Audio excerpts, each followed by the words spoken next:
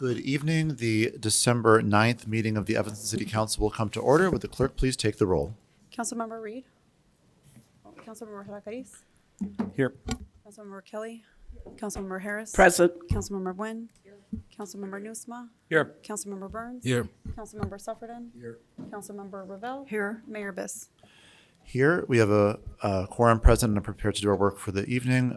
Is Councilmember, we do not have anyone participating remotely, so we can skip item 2 on the agenda. Item 3 on the agenda is my public announcements and proclamations, of which there are mercifully none. The next item on the agenda is the city manager's public announcements. At this time, City Manager Luke Stowe is at another event, in fact, an event where our police chief is being honored over at the high school as a distinguished alumna. So sitting in his stead for the early portion of the meeting is Deputy City Manager Karina Sanchez. Good evening, everyone. And I just want to start off by knowing that this is our last city council of the month, wishing everybody a happy holiday and the best during this holiday season.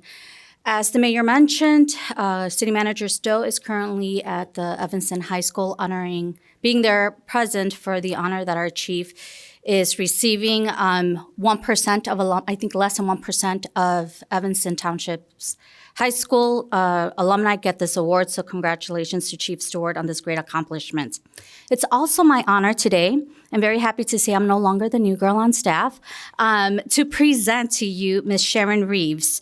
I am very excited to announce her because we did an extensive search nationwide to find our new Chief Human Resource Officer. And Ms. Reeves brings over 20 years of executive level HR experience. She most recently came to us from Summit County, Ohio, where she served as the Director, Chief Human Resource Officer. And Sharon has a diverse background, including working in public, private, and nonprofit organizations. She also has an extensive experience in union environments and collective bargaining. So I want to welcome Sharon to the team and just ask her to share a little bit more about herself with us. Thank you.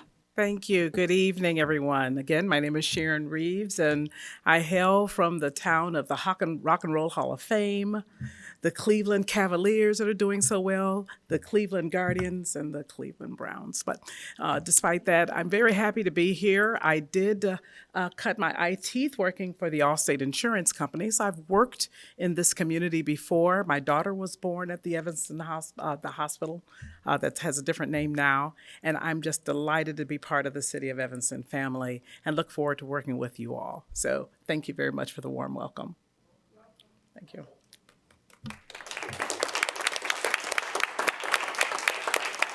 And that's all I have for city manager announcements. Thank you so much and welcome aboard. We're all so pleased you're here and very much looking forward to working together. The next item on the agenda is communications from the city clerk. We have one email public comment from Chicagoland Apartment Association urging the council to postpone the Ordinance 101-0-24. And that is all in, I forwarded another public comment, but they're here to do the public comment in person. Thank you very much. The next item on our agenda is public comment. This evening, there are just shy of 15 people signed up, so everyone will be given the full 3-minute allotment. As always, we start with those who signed up in person to speak in person, beginning with John Kennedy, followed by Sonia Herrera, and then Elizabeth.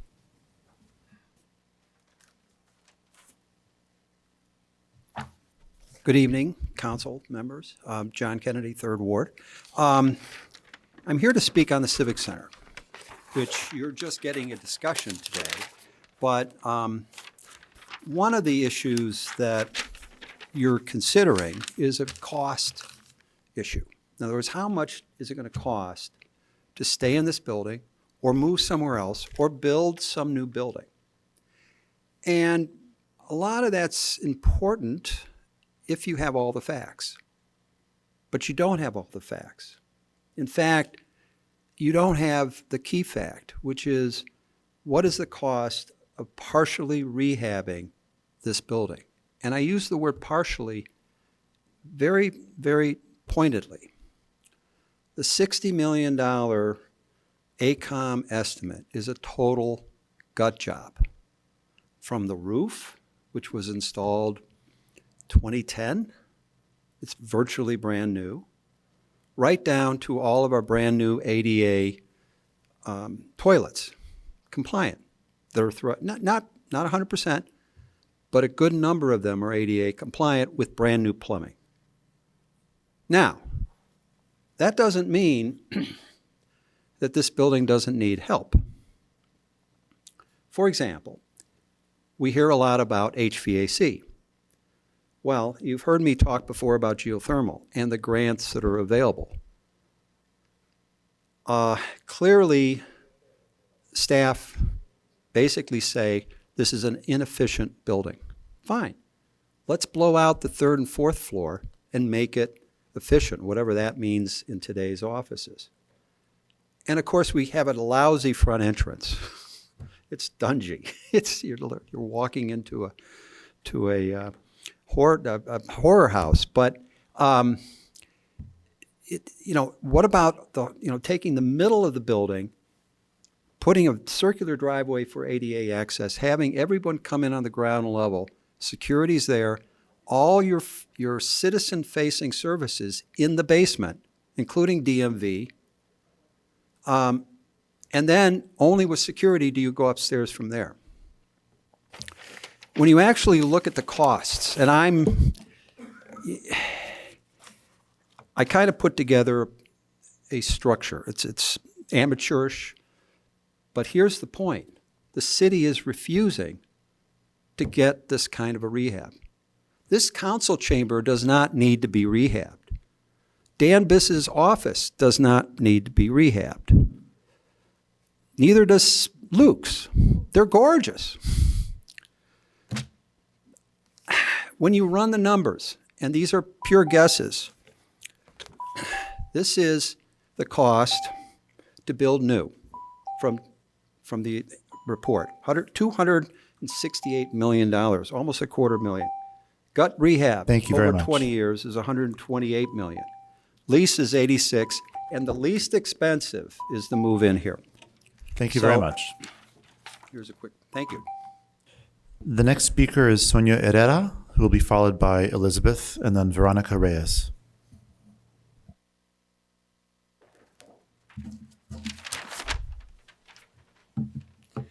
Hola, buenas tardes. Muchas gracias por el tiempo del día de hoy. Tiene que hablar al micrófono. Ok. ¿Alguien va a traducir para ustedes? Yo puedo traducir para ustedes si me das oraciones, yo te traduzco, ¿ok? Mi nombre es Elizabeth Lázaro Torres y vivo en el Distrito 8. My name is Elizabeth Lazaro Torres and I live in the 8th Ward. El motivo por el cual estamos el día de hoy aquí es porque somos residentes por mucho tiempo en la ciudad de Evanston. Somos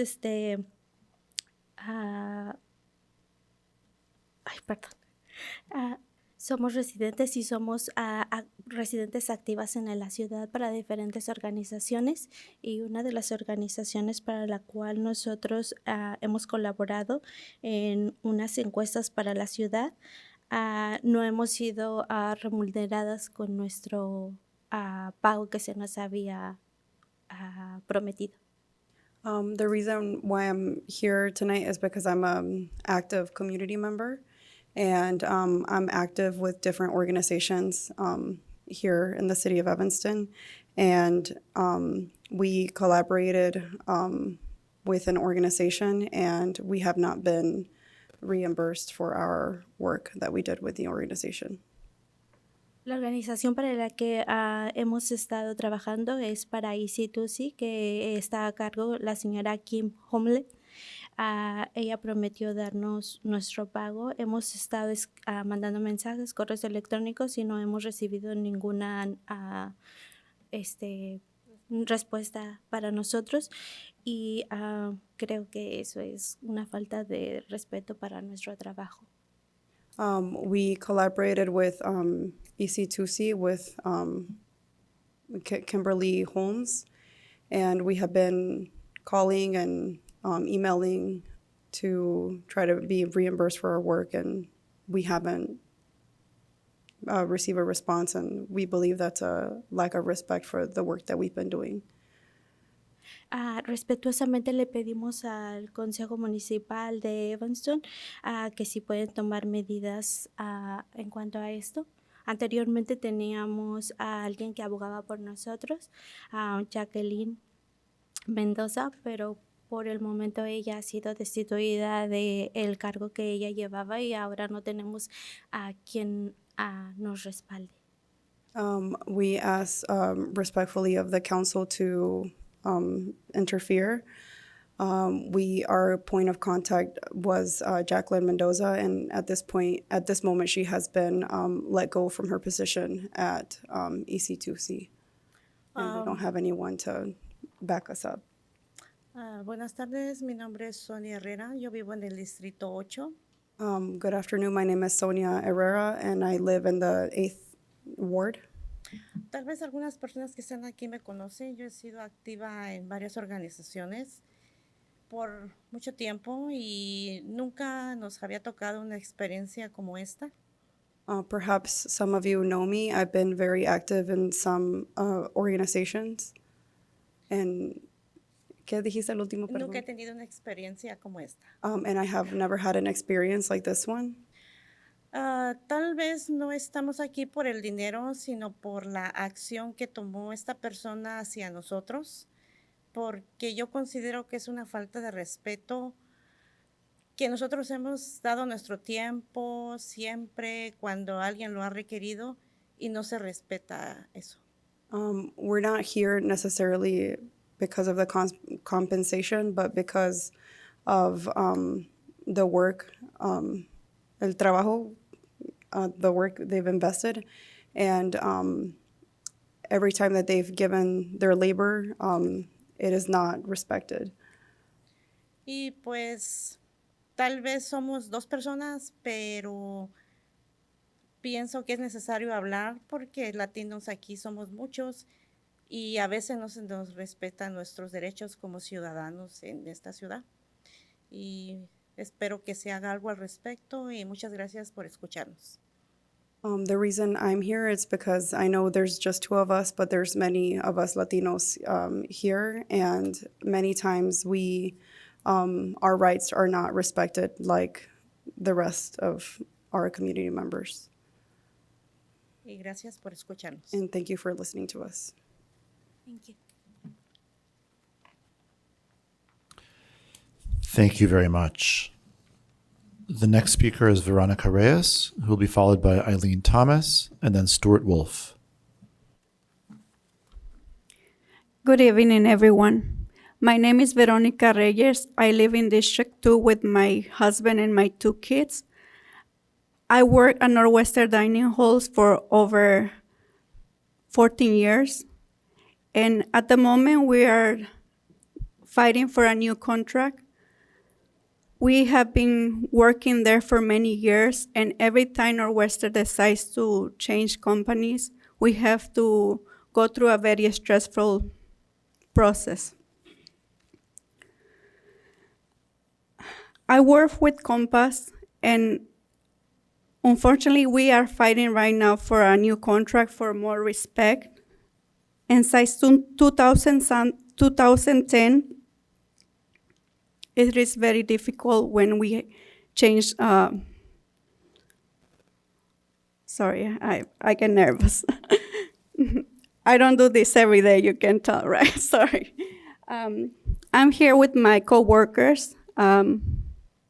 We are negotiating at the moment for a new contract, and for us, it's very important to have job security because all the time we have a new company or Northwestern hire a new company, we have to go through this stressful situation. And we just asking to Northwestern for more respect, and especially Compass to respect job security for all of us. I really appreciate your time tonight. And as we continue our effort to get a fair contract, we want to introduce ourselves to you. This is my fellow workers who who are here. Thank you. Thank you. Thank you very much. Thank you to all of you for being here. The next speaker is Eileen Thomas, who will be followed by Stuart Wolf and then Ray Friedman. Sorry, right. The next speaker is Stuart Wolf, who will be followed by Ray Friedman.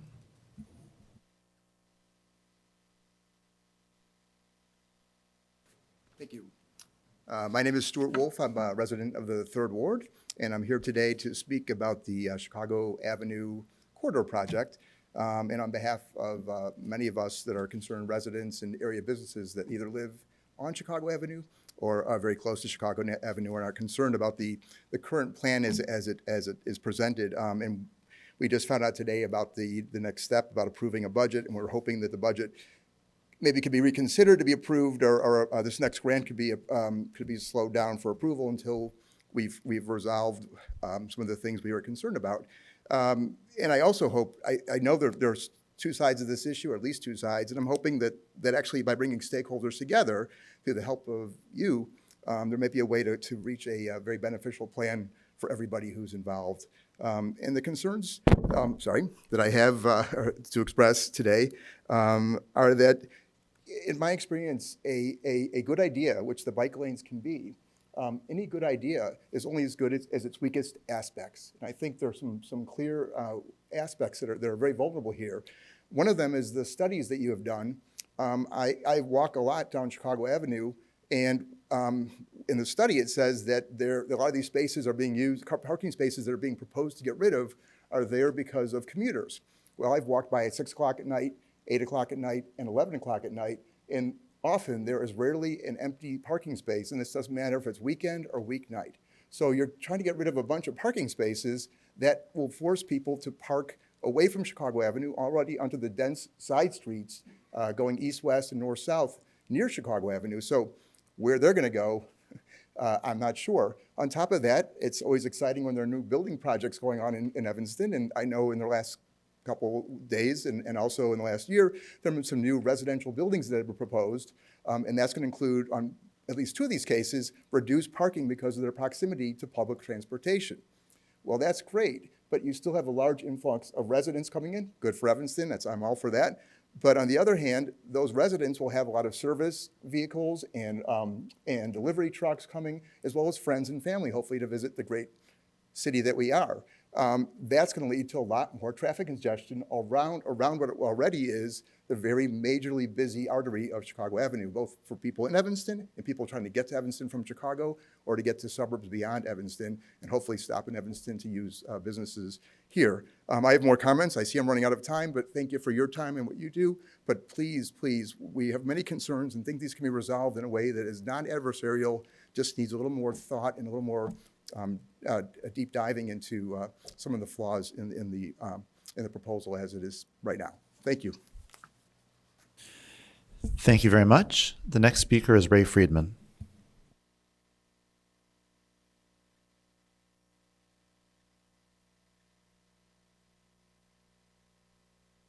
Good evening, everyone. Before I read my public comment, I want to say a big thank you to the Land Use Commission, George Halleck and Matt Rogers for actually listening to public comment. 45 public comment speakers. The council chambers was packed. We had to go up to the Parasol room, which was also packed. By the way, they had no police there. The building was packed. We have like a dozen policemen outside. I don't know why. That was the first meeting since I've been to speaking at public comment for a lot of years that actually felt like we were listened to. The public comments were commented on by Matt Rogers, by all the whole committee, the Land Use Commission. Appreciate it greatly. So my public comment is, first of all, want to comment how interesting it was attending last night's session. Well, that was on the downtown plan and possible zoning changes. I was hoping to hear feedback from Evanston officials that were present and 3 aldermen that were hosting. After 2 hours of listening, there was no feedback from anyone. We need some dialogue, as I've been saying for years, from all public comments and meetings from the appropriate public officials that were addressed in those comments at all public meetings. We have several serious issues to address in the next couple of years, and Envision 2045 would not be on the top of my list. Why are we rushing through this agenda to change the zoning districts, and amend the zoning ordinance? In my 9 years here in Evanston and speaking at most council meetings, with little or no response at all, the lack of dialogue does not help anyone, nor does it make residents more comfortable with the decisions made without our knowledge or consent. Residents need to be involved in the discussion and process of all major decisions that affect all of our lives here in Evanston. What is the rush here to ram this agenda down our throats? What is the plan for City Hall, or plan for 909 Davis, or rebuild a Fountain Square, or still don't understand shutting down three 8-unit buildings on Wesley and kicking out all those residents? Weren't all those 24 units all affordable housing? And why are we supporting a new Fifth Ward school district when D65 is broke and we're pledging to give $200,000 for a new track? Our priorities here in Evanston seem to be totally misplaced.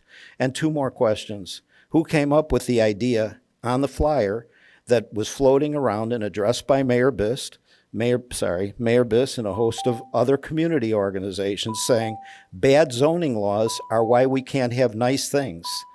That makes no sense to me at all. Thank you very much. Thank you very much. One more question. We'll now Do move you on really to believe that more housing equals more affordability? We'll now move on Does not. to the folks who signed up online to speak in person, beginning with Eric Passett, followed by Tricia, and then Kenneth Prosky.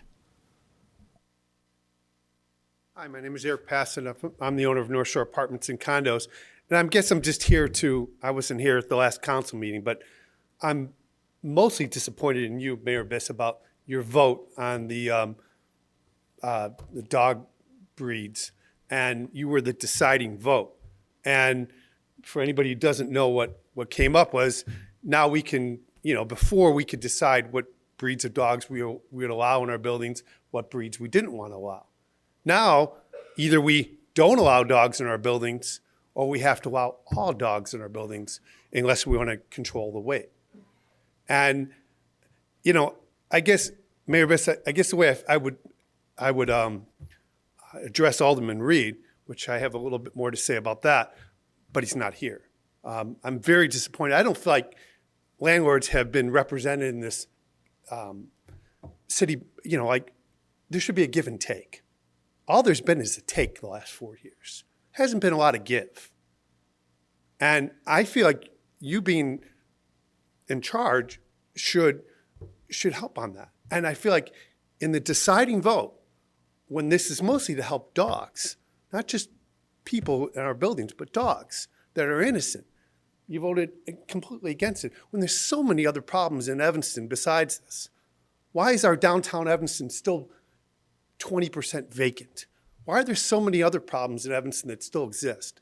Why do we have to concentrate so much on landlords? In the last 4 years, I've never seen an onslaught of, I just feel like it's like almost like a total attack towards small businesses and landlords. I've never seen that in the 30 years that I've been coming here. Never. Usually it's once a year usually it was about the no more than 3 unrelated, in one apartment, or it was about, nuisance parties. There was a whole bunch of things, but it was once a year. I can't tell you how many council meetings I've been to in the last year that have been focused on landlords. And what about all the other problems in Evanston? And I guess I would appreciate if you'd reconsider this, because as I wrote in my email to the council, that we are going to no longer accept dogs in our buildings. And that's pretty unfortunate for a dog lover. I mean, we're not just talking about, I know I talked to Alderman Burns extensively on Friday, And he said, well, it's mostly because of pit bulls. It's not just pit bulls. There's German Shepherds, which I've owned. There's Rottweilers. There's a whole bunch of big dogs. But if we just allow small dogs, then you can't have, there's a whole bunch of large dogs that don't have the aggressive breed behind it. So I guess I would appreciate that over the next, maybe month, we try to reconsider this and bring it back to council, to go back to the way it was in the past. So thank you. Thank you very much. The next speaker is Tricia, followed by Kenneth Prosky. Good evening, Mayor, City Council. First of all, I'd like to say I stand in solidarity with the Compass workers. We should care as a city that we have workers at Northwestern that aren't getting justice. And I know, we're separate from that, but these folks live in our town. And I know we care about labor in our town, and we should care about their struggle. So I'll just say that. Some other things I'd like you to consider as we continue with Envision Evanston and the Police Fire Civic Center conversations. I would really encourage all of you to look back at the PB Evanston document. This is the document that was like the final report on their work for over a year on getting public input. We could learn a lot from that here. The city needs to do better on outreach, considering these large projects that involve hundreds of thousands of dollars. For PB Evanston, according to the document I looked at, about $300K was used for staff and venues, and another $200K for digital outreach, tech assistance, and operating budget. Listen, we could do a lot better on a lot less because of the things that are already in place in our city to do so. I'm not clear on what we've spent on TESCA to do community outreach, but the information about who, when, and where seems to be lacking so far. Both Envision Evanston and the City Fire Civic Center projects need to be presented more widely. That would be equity. Everyone should have a chance to weigh in, and we should make that accessible. I hope you will reread, or maybe it will be the first time you've looked at it, the final report packet from PB Evanston that gives a very detailed breakdown, including demographics of who participated. The public is owed more by our city in outreach. 3% is really concerning. Thank you. Thank you very much. The next speaker is Kenneth Prosky. Excuse me for being late. What is the time limit for today? 3 minutes. Wow. I'll make it short, 1 minute. I'm here to talk in favor of item A30 on your agenda. I know you have a lot of other items to consider, but that item deals with the parking restrictions in District 6 for the Northwestern Athletic Facility campus. I'm here to ask you for your support and recommend approval of that item on your agenda. And here's why. I live in that district. In fact, I live right next to the stadium. And we've been talking about this with Eleanor, with Dave Davis, the previous athletic director, Mike Politsky, since 2019. And, 5 years later, here we are, hopefully ready to approve it. It's still a problem. So the discussions were abandoned at the time of the pandemic, and right now I know that you have this on your agenda for tonight. I'll tell you what happened last Friday night. There was an Illinois basketball game next door at Northwestern. I couldn't get out of my alley because it was partially blocked by an Escalade. My neighbors couldn't have guests over for dinner. They wanted to have them over. And they did have them, but they had to park a long distance away. The fire hydrant in front of my house was blocked. The Escalade did not get a parking violation. The person in front of the fire hydrant did not get a parking violation. And this is typical. This happens at all big events, not just basketball games, but anything that attracts a big crowd. And I would appreciate your support in favor of this. Thank you. Thank you very much. We now move to the online portion of public comment. The first speaker is David Lipschitz, who I believe is no longer in the Zoom, probably because the liquor tax issue was tabled. So then we'll move ahead with Sue Lolbach, who will be followed by Darlene Cannon. Hi, everybody. I'm Sue Lolbach with Connections for the Homeless, and I want to speak today in favor of the amendment to the membership of the Housing and Community Development Committee action that's here. I think that that is an excellent idea to have some additional requirements for who actually is on that committee to ensure that the representation of the committee accurately reflects the makeup of the entire community.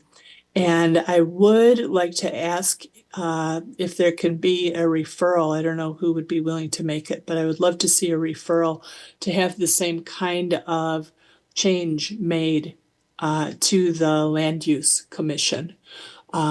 I do agree with Mr. Friedman that the Land Use Commission is doing a good job of listening. However, I think that the people that they're hearing from, along with the makeup of the commission itself, are not really representing the full range of people who really need some reform in both our zoning laws as well as in the way some other things are running. And so it would be really great to have some requirements related to having renters, people of color, people with disabilities, and others, people with low incomes who may be struggling with housing. Thank you. Thank you very much. The next speaker is Darlene Cannon. Thank you. Darlene Cannon, 2nd Ward. We claim we want affordable housing. However, we don't have a solidified plan for affordable housing or our own land trust. So if we change our zoning now to no limit or how tall the buildings are, is that going to solve our housing issue? Are developers going to build tall buildings and put all of our low income families in these buildings? When we all know that the units that developers provide, they sunshine after 15 years. Moving forward with this Envision 2045 is reckless when only 3% of the residents have participated. Slow it down. We all know who gets harmed by most of what the public body, when the public bodies act irresponsibly. We are the ones who shoulder the biggest burdens of careless acts claiming to be in the residents' best interest or for equity. We see it over and over again in Evanston: inflated city budgets, no long-term planning, neglected building maintenance, and undisciplined spending, which ultimately exacerbates the exodus of Black residents. How about we spend some time developing a building maintenance plan so we don't kick out low-income elderly Blacks due to negligence by the cities, willingness to, and they willingly sat by and let this happen, despite that it's stated in our consolidated plan to inspect these buildings every 3 years because they are within the CDBG targeted area. HUD wasn't negligent, but we were.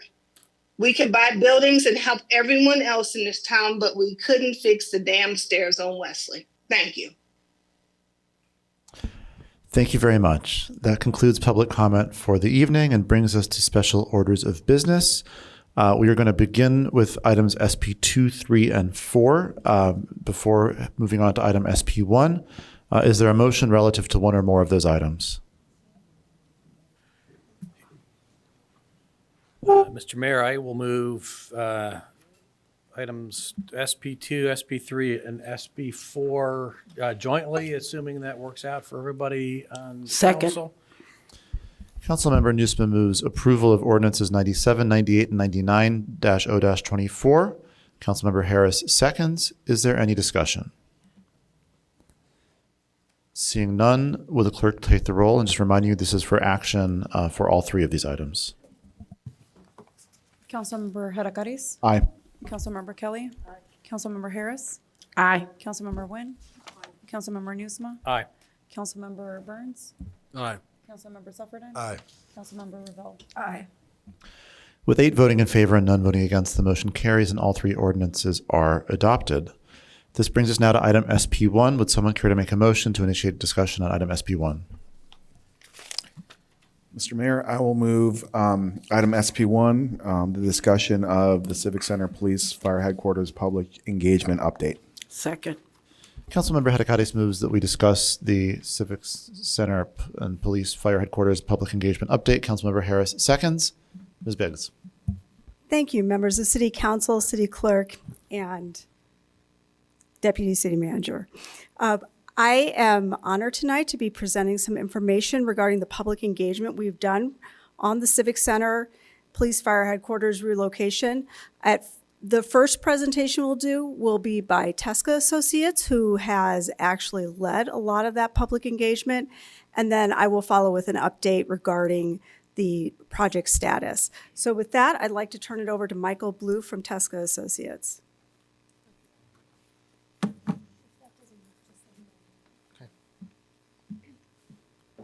works.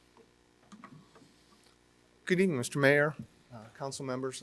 As Laura said, my name is Michael Blue. I'm Vice President of Planning with Tesca Associates, a city planning and design firm located at 627 Grove here in Evanston in the downtown.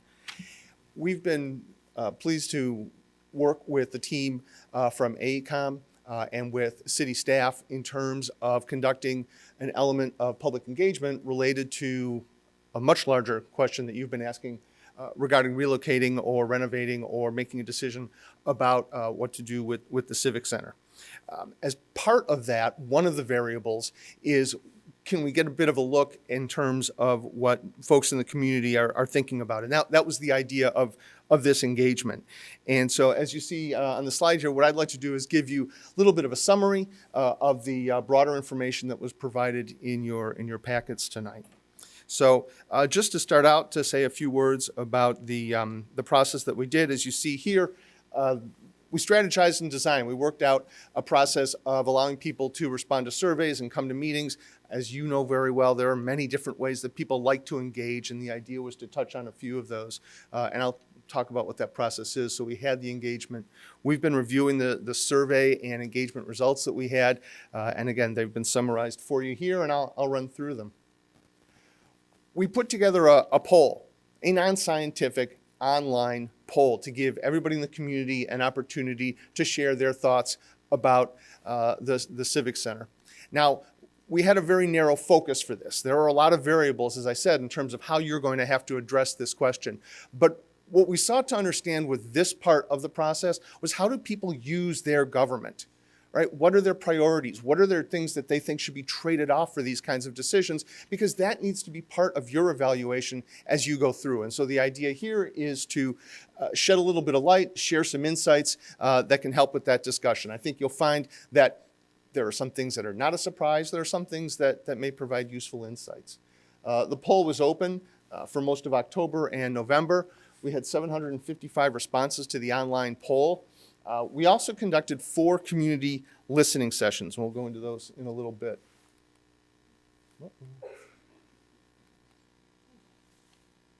Thank you. We conducted 4 listening sessions out in the community, and again, with a mix of opportunities to participate. The first one was held at the Levy Center. It was hybrid, just like this meeting is, so that people could log in. We did a second one at Crown that was just in person. We did a third that was a hybrid session that was done entirely in Spanish by Deputy Manager Sanchez. Thank you very much for that.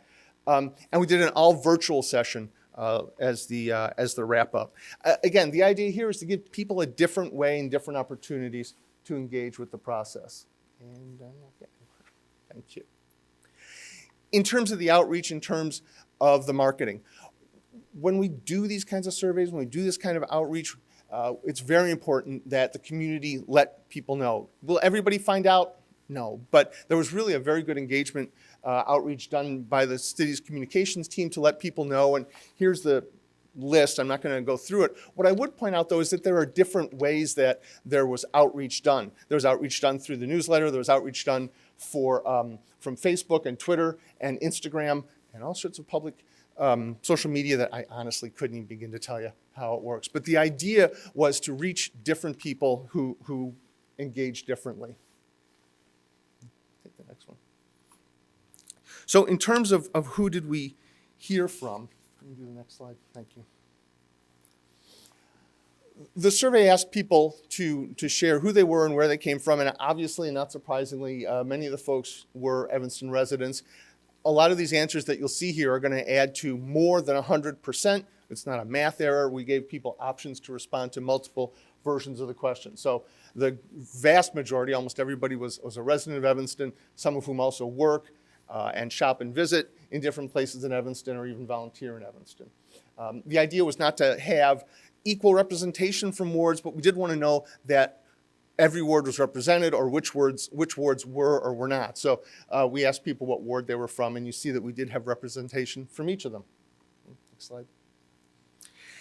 In terms of who the participants were, we always ask in terms of your tenure, how long have you lived in the community? We often ask about age breakdown, just so we know who people are. The vast majority of people who responded are longtime residents, and there are folks that are older or retired. This is very common in the surveying that we do, the online surveying, the community surveying that we do, and it's a function of people's experience with the community, what people have done in the community, and so this is not surprising. It doesn't change the validity of the results because they're not meant to be scientific, but it does give us an idea of who's responding. In terms of what we heard, we've tried to group them, right, so that they can kind of be summarized, and this slide shows that. Just to oversimplify this simplified slide, the responses that we got, both in terms of the questions that we asked and the free-form comments that people were allowed to give, they related to cost, which we all know is going to be an important issue. They talked about accessibility.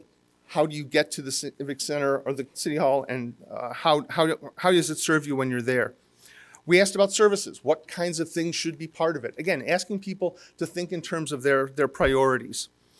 We asked people about how this might foster community connections and how they would use it, and we'll get into these in a little bit. And then last but not least was travel. How do we get there? So let's start with the first theme of smart spending.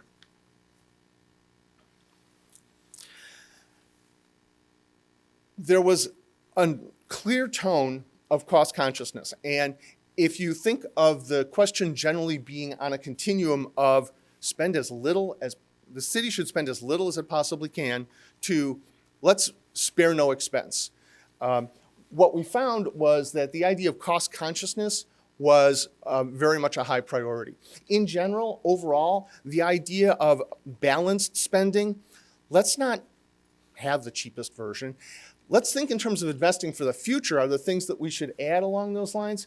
But let's also look in terms of trying to balance cost and quality and amenities. Again, probably not a surprise, but nice to have this information confirmed as part of the survey input. The balanced approach, if you will. In terms of the open-ended responses, again, this idea of cost as a key consideration for the city overall, for the taxpayers, for the amount that gets spent, was important. But also what we heard was this should also apply to those that are users. We heard a lot about parking and the ability to park when someone comes to whatever the city hall is. And we heard people would like that parking to be at no cost. We also heard that in terms of meeting spaces, there was a lot of interest, both online in response to the survey and in the sessions that we did, of people being interested in using spaces for community meetings for their organizations. And again, interest in that being at no cost. So what does enhanced accessibility mean? Perfect. Access to public parking, I'll probably say it 3 more times as we go through, was really very important. And there's a couple of interesting nuances to that, but obviously the parking was important. It was very interesting. We had a very wonderful session done entirely in Spanish. And one of the bits of feedback that we got was for the interest about a desire for bilingual assistance from the group who came, and we saw some of that tonight. So this was not something specifically that we looked at, but in terms of the question that we asked. Remember, the variable we're looking to address here is how do people use their government, how do people interface with their government, and doing a session in Spanish really showed that there was a lot of interest in having more access for bilingual. The third bullet point on here is one that kind of jumps out. And it talks about 4 out of 5 people said that if they could, they would really just assume do things online. Part of what we explained when we had the workshop sessions, when we had the listening sessions, was we understand that city halls, that city government is not what it was years ago. It's going to change. It has already changed. And this interest in being online, I didn't do it. This interest in being online and being able to interface that way was really something that jumped out. In terms of the inclusiveness of services, we asked people how do they interface with the Civic Center now, and the majority of them talked about coming to a council meeting. There was also a lot of feedback about convenience kind of things, and you see them up here. DMV, having space for a community meeting, coming to vote. These are not specifically city or city hall or civic center kind of functions. So there was this connection to convenience. A lot, and as I said, we did one of the sessions at Crown, we did 2 of the sessions at Levy. There are other places that these things can go. And we thought that was a very interesting outcome from the input because there are other places that city services are and can continue to be provided.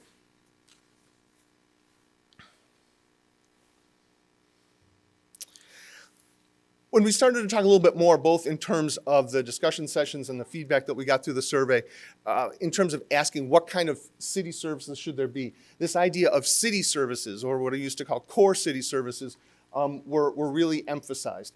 And that the idea that we're not trying to be all things to all people, but that the core services are the ones that were really most important for a city center. And that some of the responses, both in the poll and the listening session, noted that Evanston currently has public facilities, as I said, community centers, for instance, where we did these, where some of these things could happen.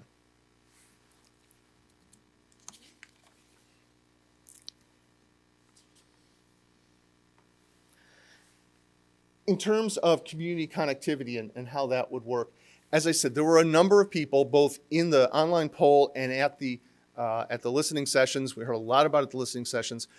People that are interested in being able to use their City Hall, Civic Center. And again, we didn't talk about the location. We talked about how do you use your Civic Center. And the point was, well, gee, this opportunity to have our community meetings, whether it be our group or our ward or whoever, was something that was important that people should do. And it came up at every one of the listening sessions. So that was important. In terms of whether or not there could be perhaps something else as part of a civic center. The points up here that we listed just as examples, cafes, childcare, and so on and so forth. A number of people thought that would be great. Again, we didn't delve into that as a design question, but the idea of convenience, of being able to do your city business and something else came up as part of this response.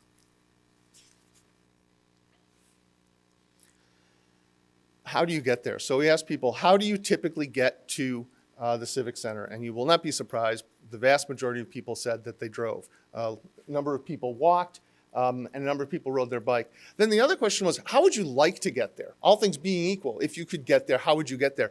And the number of folks who drove condensed, it shrunk, and people said they'd really like to find a way to walk or ride their bike. And as part of the study, there's been, I know, discussion about location. So this is the sort of thing that perhaps sheds a little bit of light on that question.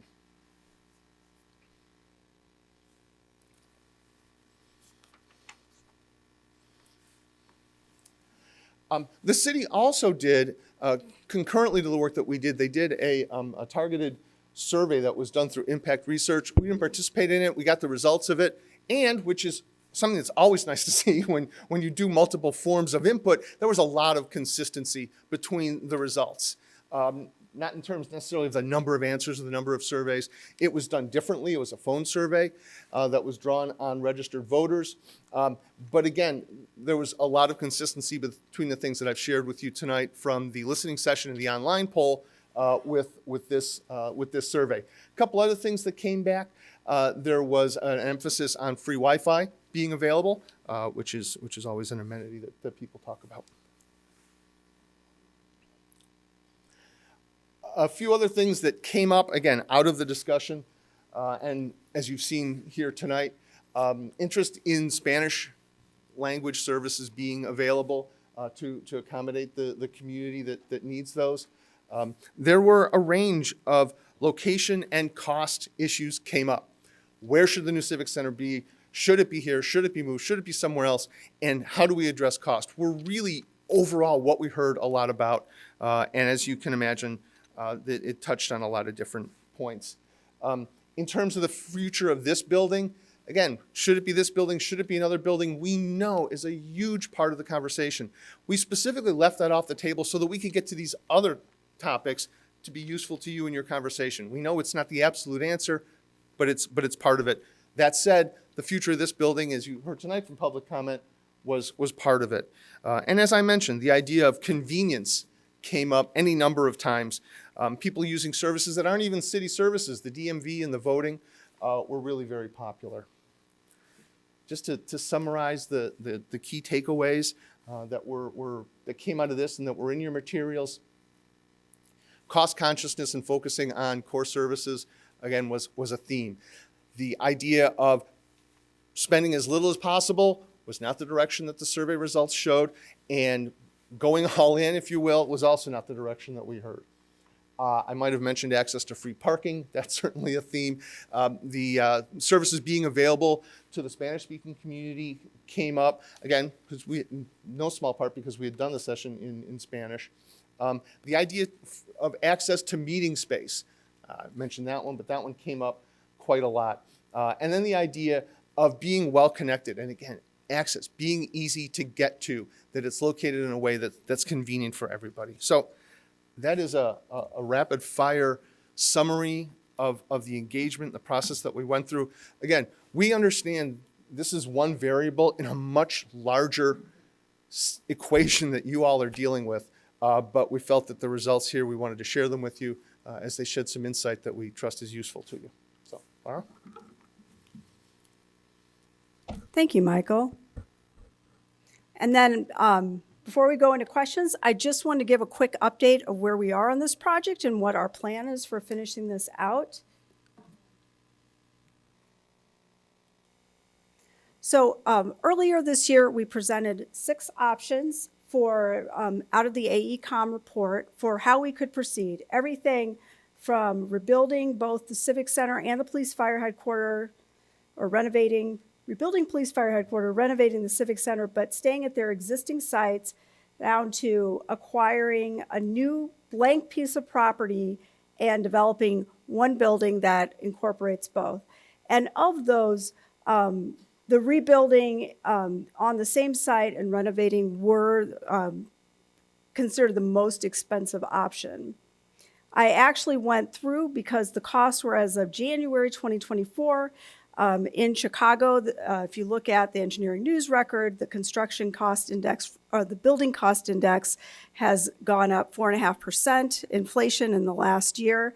So I did go ahead and escalate those to today dollars for discussion purposes. And the scope of the Civic Center, I mean, we frequently have been getting this question is, why is it so expensive? Is that really needed? And really, it is a pretty comprehensive look at all of the things that need to be replaced. The roof has been replaced since 2020, or since 2000-ish time period, but other than a couple of restroom projects, there really hasn't been any significant work on this building. And so it does require a significant HVAC replacement, not just of like the furnace or the boiler in our case, but really all the components for the distribution piping and ductwork in the walls and in the ceiling. The electric equipment, the switchgear and distribution panels are not code compliant, but assuming that we would be moving forward with no natural gas in the building, certainly we would need to upgrade all of the electric in order to be able to handle the CARP-driven decisions. The building code requirements have changed substantially, but if you look back at a lot of the old reports in the early 2000s, they also brought up significant concerns about life safety issues and lack of code compliance, and questioned without like really just going in and removing all the walls and changing everything around, that it would be really difficult to bring it up to building code. And then ADA, similarly, we have a lot of ADA challenges. And then just generally the space inefficiency. This building is substantially larger than we really need for our operation, except that it is very inefficient with extra wide hallways and really strange rooms that are linking to each other without accessing the hallway and all kinds of different things. And because of that, it is inefficient, and we're paying for 40% more space than we really need to have. Unless we do a massive rehab, we can't really address that issue. However, I understand that, and it is totally reasonable to ask, are these real costs? Because it is a very high number. And so I looked back, there are about 12 or 15 reports that were done between 1998 and 2010 about the Civic Center. And I looked at several of them. Most of them were just dealing with one very specific aspect, like let's do a code review. Let's look if we were just going to address this one thing. But two of them really looked at the total cost of renovation and other options. And so I pulled those out. That was the Doyle report from 1998 and the U.S. Equities report, which was more of a real estate analysis, but did go into the cost of renovation from 2003. And those were the initial costs. And then you could see in the last column, I actually escalated again to December 2024 numbers based on the Engineering News Record Index, and found that these are all pretty well in line with each other. Now, our AECOM report from earlier this year is the highest number. However, since 1998, there's been an additional 26 years of building deterioration. There have been substantial changes in the building code requirement, and even with our most recent adoption of the new energy codes, it has really changed substantially. ADA has also changed substantially over the years. In fact, earlier this year, there was another big upgrade or adoption of ADA standards. CARP requirements are definitely new since early 2000s, and currently our building code for internal renovations requires LEED Gold certification, which was not contemplated in 1998. So that I just wanted to provide this information to show that the staff really does think that if we want to stay here, it is a pretty substantial renovation, and that is validated by other studies. We could certainly do another round to try to figure out a cheaper, better way, but really the key is that because of the cost of HVAC replacement, which is really what triggered the discussion most recently, is more than 50% of the cost of the valuation of the entire property. We are required to bring it up to building code standards. We are required to make it compliant with ADA. We cannot really do anything about those things. Now, since we talked in January, just because we put out there, we're talking about moving, other things have started to develop as different entities in the community are aware of our desired to potentially relocate our operation. We've had other opportunities come up. So first, the 909 Davis option. We are moving early next year to 909 Davis. We have a 15-year lease if we want to activate the full length of the lease. That is actually a pretty good lease if we want to continue the leasing option. So it's a great point for comparison as a long-term lease if that's the solution we would like. Renovating the Civic Center is also an option that is considered in the study, and I think it still remains on the table. I would like to point out the $2.5 million annually for the lease costs, which is a substantial amount of money. We did receive feedback in the listening sessions that they felt that that money was excessive, but if you compare it to the bond issue for, the bond issue for renovating at $65.4 million, which is our current estimated cost of renovation, The $2.5 million actually is not just rent. It includes the operation and maintenance costs that we would have to pay to the building, and they would take care of things like custodial contracts and fixing the roof and all that. The cost for the bond issue does not include our operation and maintenance costs here at this building, but it is substantially higher than the $2.5 million at $4.5 million debt service.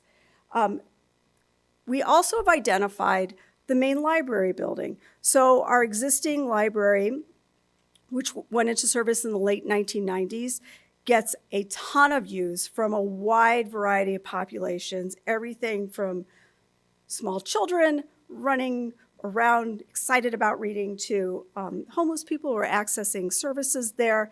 And because of fairly hard and intense use that it's gotten over the years, it is due for a major renovation. They actually had planned to do the renovation about 5 years ago.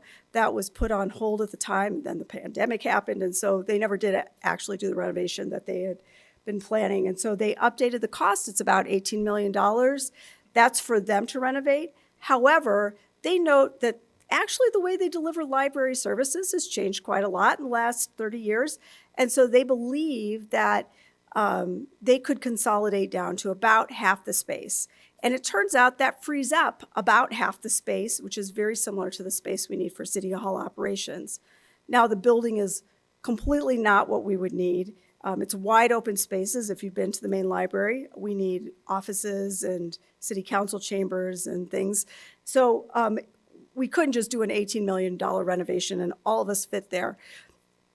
We are looking to determine what the cost would be for the City Hall services to also be in that space. But it is an option that is worth considering.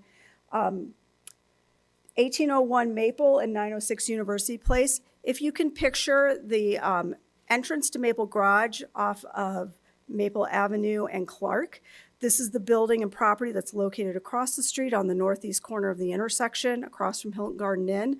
This is a university, Northwestern University-owned laboratory research building that is in need of some TLC. And so when we reached out to them and said, hey, we're interested in some of the properties that are around Maple Garage, they came back and said, this might be a very good fit for what you need.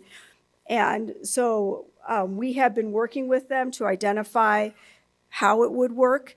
It's not, without a lot of renovation, a great fit for an office building because it's a very industrial laboratory building, but actually may work very well for police fire headquarters.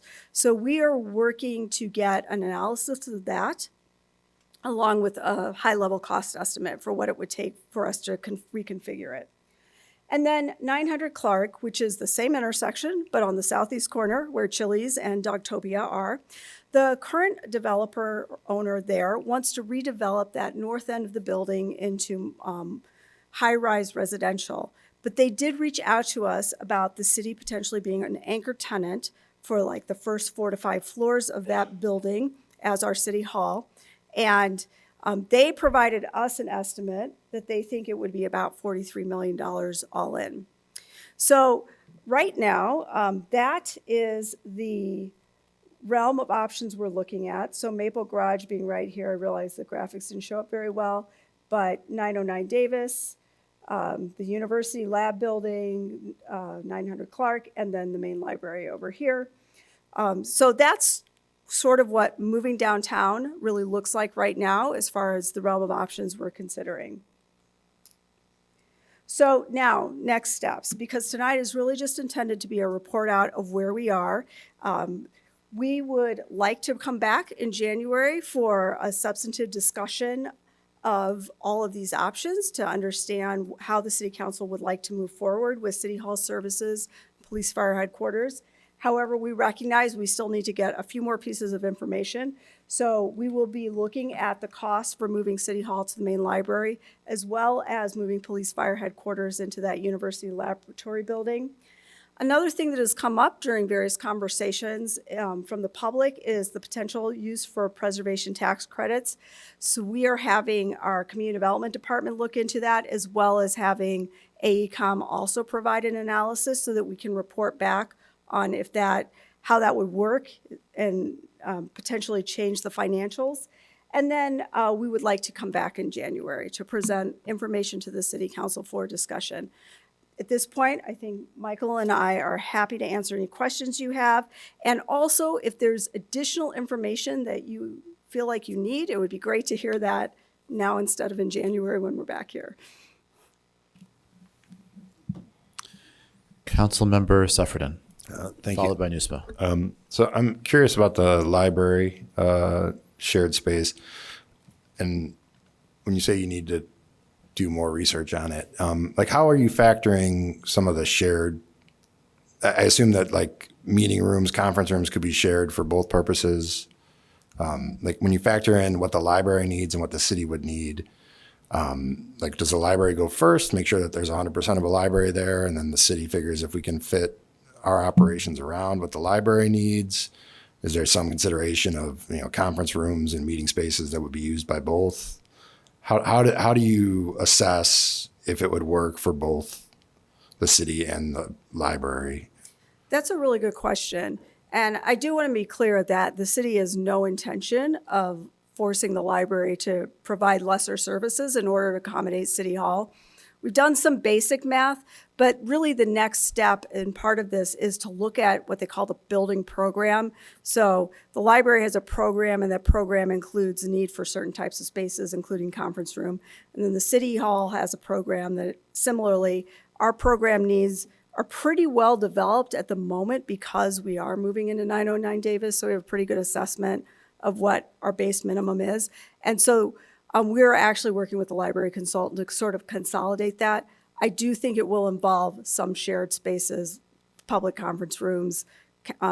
They have a big meeting room on the first floor. I don't know if it would stay just like that or if we would create another separate meeting room as we reconfigure that we could share with council meetings plus their library board meetings. So I think there are some economies of scale, but their operations of spaces for computer labs and study centers and a teen hangout spot and though, you know, the places where they offer social services, there's not a huge overlap with our need for office spaces and et cetera. So there are some things that would be completely separate, but yes, I do think there would be shared I'm just thinking in spaces. terms of like the the meeting space that was referenced, you know, where community groups can gather. I mean, that could be a library. We have a lot of meeting space that's not used for much of the day that would be used in a library. And another thing that's been talked about is providing childcare for council meetings or committee meetings, and that would probably be a lot easier to do at a library than it is in a separate building. Could you help me understand the distinction between being cost conscious and going with the cheapest option? And this may be an unfair question to ask you, but I mean, the least expensive thing may not be the most cost conscious if we're looking at long term. Do you want to answer that? I think. Do you understand what I'm saying? I do.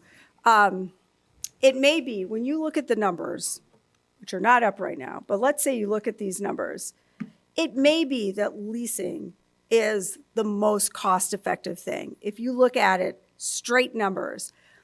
But if that doesn't meet some of the needs, like if, for example, there weren't nearby free public parking, or another example, I guess, would be probably more appropriate, is when we're moving into 909 Davis, we don't have a lot of extra spaces for community meeting rooms. We have the rooms that we all need. It's set up a very specific way. If the value needed by the community is to have community meeting rooms, maybe leasing at 909 Davis is not our best fit. We might choose to do something that's a little bit more expensive or build out a little bit more spaces to provide the needs that the community has.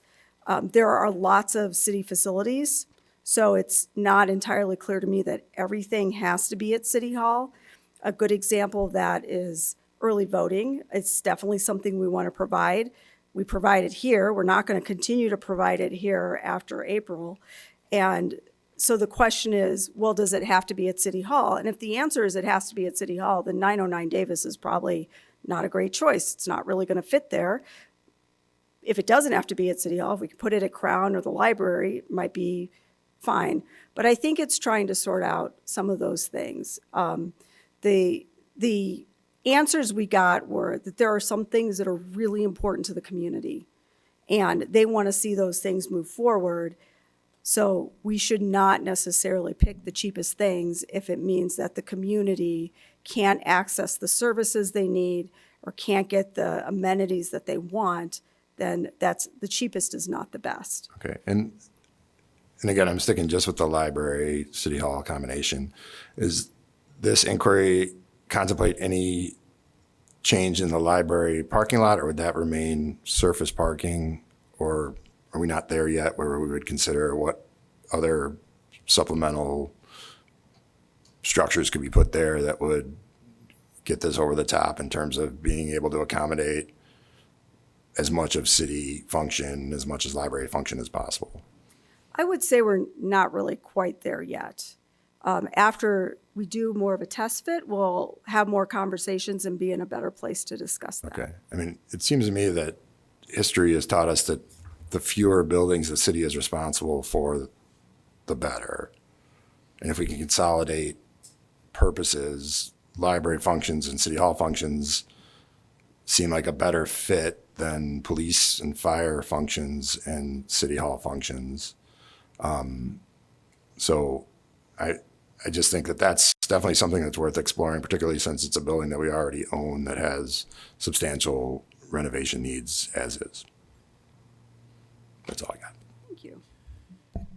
Councilmember Nusma, followed by Heracles. Thank you, Mr. Mayor. I'll weigh in with my thoughts and some questions here. I first want to, acknowledge that public engagement that we've done was fairly robust, and I think the message was clear that cost is a very critical concern, but the community doesn't want to do this on the cheap. The community wants the best value. And I didn't get the sense that there was a strong save the 2100 Ridge vibe from the public engagement. So if I'm off base, please correct me. Not off base, but we didn't dodge the question, but we didn't delve into the question. It was not the focus of the effort because there were so many other things we were trying to get to in terms of how people use city services that there was concern that would have been a distraction. It did come up. People raised it at the listening sessions. People raised it in the comments, but it was really not the focus of the effort. And it's not meant to skirt the question. We just wanted to be sure we got to the other topics. And I was struck by the fact that only 79 people, participated in the 4 listening sessions that we had, despite a pretty good effort to promote those sessions. So my takeaway here is that while there is still some support for this building in the community, that it seems like the community at large is comfortable considering an alternative to this building. So that was one of my takeaways from this process. I have a question about the impact research survey, which you didn't get into other than to say it was, the results were fairly similar to the online poll, which is a good lesson, for the future, perhaps. Does impact research have demographic data on who responded to the survey? Because it was interesting to note that the public engagement that you did have data for was skewed older. There was demographic data, and it was a little bit more balanced, but we can certainly share that information. That would be interesting. Can I just jump in here quickly? Sure. So this was the impact research survey happened because of you, and so they're a firm that does statistically valid surveying, and so they balanced their sample to the demographic information they had about the city. Does that mean it's a perfect fit? Of course not. But they made an effort to, they asked a series of demographic questions, and like you would in a political poll or whatever, they Thank endeavored to match their sample to the actual demographics of the community. Thank you. So a question about the historic preservation tax credits that are under consideration for use in this building. Is that in the context of eventually moving Civic Center operations back to this building, or in the context of potential adaptive reuse, or either? It would be whatever happens with this building. There are a lot of rules around preservation tax credits. The goal of preservation tax credit is to take a building that is older and not well maintained and figure out a way to put it into an income generating use on the tax rolls. Obviously, we wouldn't be putting it into a long-term tax roll use, but there may still be a way to take advantage of the preservation tax credits, which we'll be looking at how that would actually work. The federal tax credits will pay up to 20% of your needs to rehab the building, particularly those features that are related to why it was landmarked. It will, the state of Illinois tax credits are pretty competitive, and it is not clear that we would really be able to obtain those. So right now, I would say our best option is that we could maybe get 20% of the cost, which is not a small thing when you're talking about $65 million, but it would not be the whole cost of the project. Even if we were going to move back as the city government, not a tax-paying entity, there is a way we could take advantage of tax credits. There is a way. I'm not a particular expert. I believe it involves partnering with the developer, who essentially then they own the building, they do the rehab, they lease it back to you for a minimum of 5 years. So it's not unlike kind of what District 65 is doing with lease certificates. It is a different thing, but it is similar in that somebody else basically pays for the cost of the improvements, and then they lease it to you until you pay off the cost of the improvements. So it's probably worth fleshing out a robust answer to that Yes. question, so we have that as a point of reference.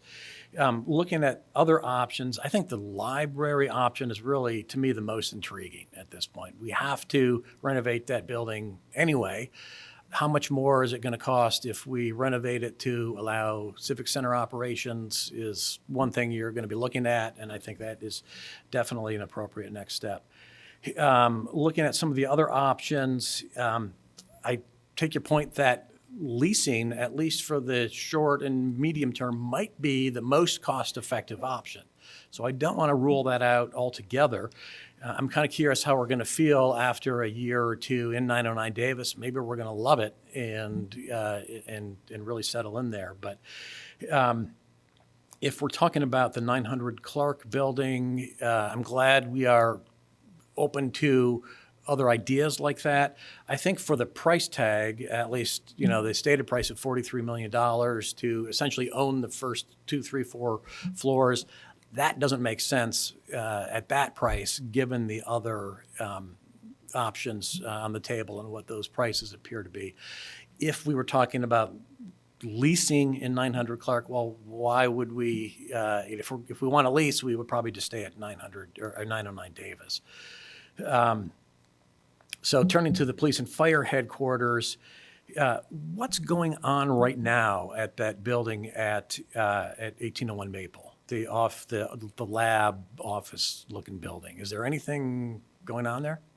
Yes, they have laboratory startup companies that basically from NU students doing research, some of those move into startup companies, and that's largely how it's used currently is.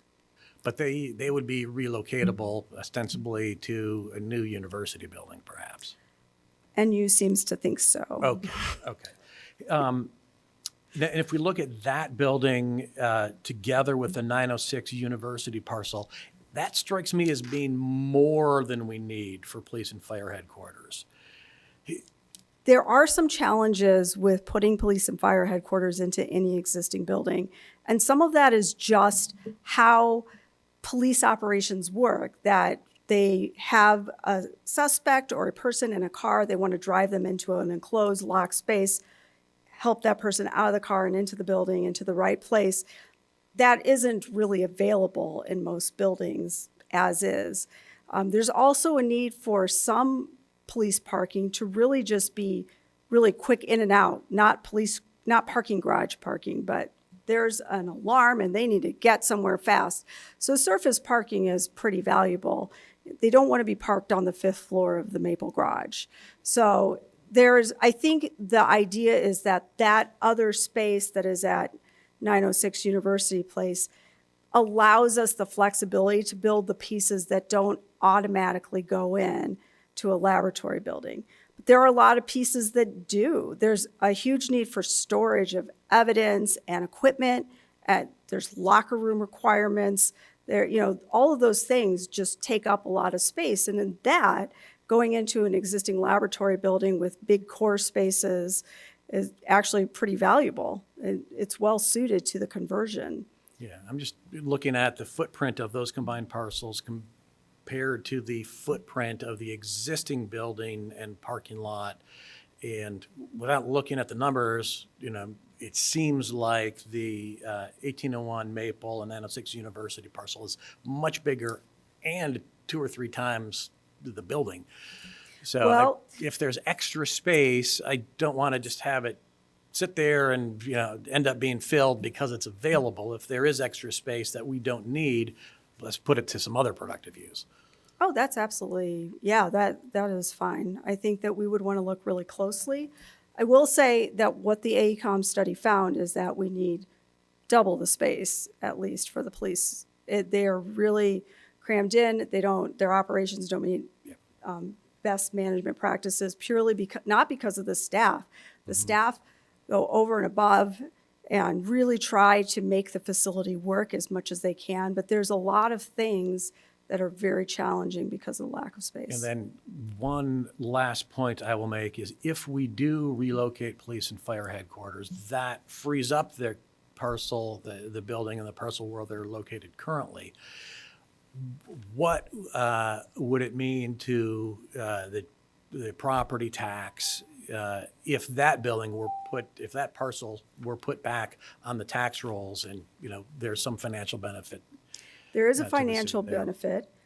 It isn't something I have at the tip of my fingers, but as you know, a lot of what we have looked at has really been focused on properties that are not on the tax roll so that we're not taking something off the tax roll. And the benefit of that is wherever we go, we free up the space. If we move out of this building or if we move out of police fire, we free up the space to go back on the tax roll, and that helps our bottom line long term. Great, thank you. Councilmember Hedekadis, followed by Kelly. Sure. So I'm going to kind of build off what Councilmember Suffredin talked about with cost consciousness versus I think long-term financial viability of some of these options. I think as we're looking at all the different options, I think having a very clear scope of what are requirements and what are the nice to have features, and making sure that we have so many moving parts here with basically 3 buildings that we're needing to rehab. Just making sure that we have all the bases covered for what the requirements are and how each of the potential rehab or new construction kind of meets all those needs. I think that's really important. I really appreciate the fact that staff has been proactive in going out and getting more options, because I always feel like the more options you have, the more, the better decision making we can do here, comparing all these. I will echo what others have said about being intrigued with the library as a possible place to co-locate with. I think we have to do a better job of maintaining our buildings, and we have to do something at the library. So I think if we're spending money there, I think it's really smart that are looking into how we could possibly be more efficient and house everything there. So looking forward to more information in January, and just thanks for all the hard work you guys are doing on this. Thank you. Councilmember Kelly. Yes, thank you for that. And thank you also for bringing back numbers in January that also reflect if we were to secure those federal and state historic tax credits, wouldn't we also be eligible for the direct pay, the cash refund? That's my understanding. Also, if we were to install like geothermal. No, I don't think so. The IRS indicates, and the federal government statutes indicate that you cannot really stack preservation tax credit with energy tax credits. So it'd be one or the other. It's one or the other. Okay. And most likely, without really having done the delving into it, the preservation tax credits would be more favorable. Okay, great. So I'm really interested in seeing those numbers and what it would be for a partial rehab of this building, since we don't need the entire building rehabbed. A partial rehab, including some ideas like a childcare for our staff, something, that we had that at the high school. It was wonderful. We paid for it. But it'll attract staff as well, make it a more attractive place to work. Looking at other options like that, like, renting out some of this building and having a childcare for staff, and other such options. So thank you. Appreciate your looking into it. So in the current configuration of this building, council or City Manager Stowe will tell you, we struggle to find places to put people because a lot of it is very inefficient in the way it's laid out. To free up that 40%, you really have to do a massive overhaul of the building and really change a lot of stuff like hallway widths, different things about how the rooms are laid out to get to that place where that 40% is free. So I know in the past we've had like a health clinic downstairs, we have an outdoor area that's beautiful to have children for a playground. So I would just like us to at least look at that. What would be the minimum space we would need and the cost involved? Because it certainly would make this a really attractive place to attract employees. So I think that's something, given the space and the outdoor surrounding area and the easy parking. So that would be great. Thank you. Thank you. Councilmember Burns. Appreciate everyone's work on this. This was really helpful to go through all this information. First question is, I want to make sure I heard something correctly. So it seems like from the data, the survey that was collected, that very few people, I want to understand how to characterize this, but it seemed like very few people use the Civic Center on a regular basis. Could you go over that data again and kind of explain that to me?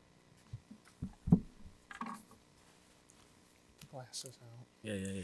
One of the questions that we asked was, how often do you use the Civic Center, or more to the point, how many times in the last 6 months have you been to the Civic Center? And the majority of them,